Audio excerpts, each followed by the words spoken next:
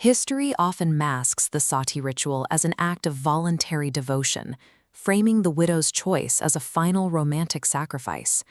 The physical evidence of the pyre reveals a different story. Because the instinct to survive the heat of the flames was universal, relatives engineered physical barriers to prevent escape.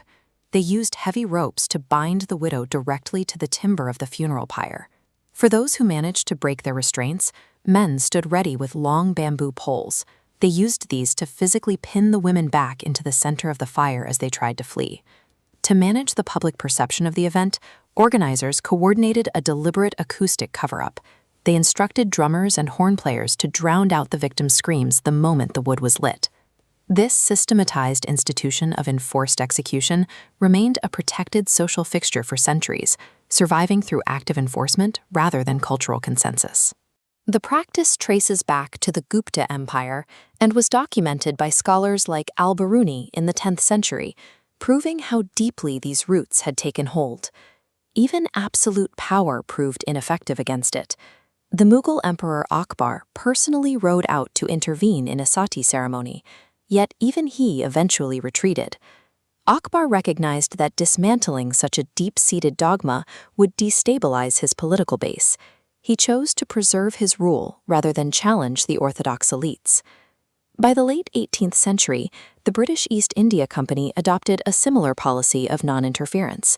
They prioritized the stability of their colonial boundaries over the lives of the women within them. If global empires and absolute monarchs were too intimidated to act, what force could actually break the tradition? In 1799, a missionary named William Carey witnessed a sati in the village of Mudnabati. While others saw a sacred custom, Carey saw a crime that required a new kind of evidence to defeat. Realizing that moral appeals weren't moving the government, Carey launched a systematic survey in 1804. He replaced rhetoric with empirical data collection. Carey deployed 10 agents across a 30-mile radius around Calcutta. Their mission? Travel village to village and document every death. The results were staggering. In 6 months, his team verified over 300 widows burned alive within that radius.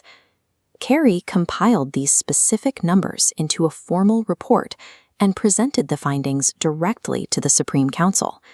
These figures stripped away the government's plausible deniability, forcing officials to confront the actual frequency of the burnings documented by the survey. In 1811, the horror reached Rajahmundry Roy's own family when he watched his sister-in-law, Alok Manjari, forced into the flames. Roy watched his own relatives use bamboo poles to keep her in the fire, despite her desperate attempts to save herself.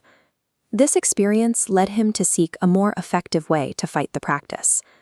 Roy visited the Serampore missionaries, forming an alliance that combined his cultural authority with Carey's data-gathering network. Together, they cross-referenced the mortality statistics with Hindu texts, proving to the public that sati was not a mandated requirement of the scriptures. This partnership removed the religious shield protecting the practice. By stripping away its scriptural justification, they provided the legal leverage needed for the government to act. As the theological defense crumbled in Calcutta, the data reports were exported globally to apply pressure in the heart of the British Empire. In London, Jemima Luke Thompson and female missionary groups read these statistics and mobilized a massive public campaign.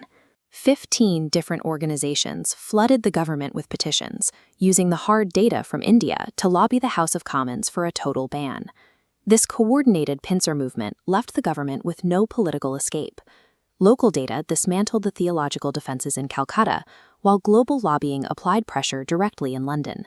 In 1829, Lord William Bentinck officially outlawed sati, yielding to the combined weight of the data and the global movement. William Carey was immediately tasked with translating the decree into Bengali.